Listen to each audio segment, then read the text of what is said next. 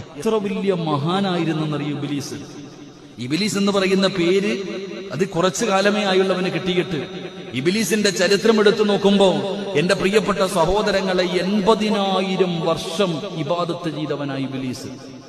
80,000 കൊല്ലം തഫ്സീറിൽ കാണാം. 80,000 വർഷക്കാലം അള്ളാഹുവിന് ഇബാദത്ത് ചെയ്തവനായി ഇബ്ലീസ്. 14 ലക്ഷം പ്രാവശ്യം അള്ളാഹുവിന്റെ പരിശുദ്ധമായ കഅബാലയം തവാഫ് ചെയ്തവനായി ഇബ്ലീസ്. 40,000 വർഷം സ്വർഗത്തിന്റെ കാവൽക്കാരനായിരുന്നു. 40,000 വർഷം സ്വർഗത്തിന്റെ കാവൽക്കാരനായി നിന്ന മലക്കാണ് ഈ അസാസീൽ എന്ന് പറയുന്ന ഇബ്ലീസ്.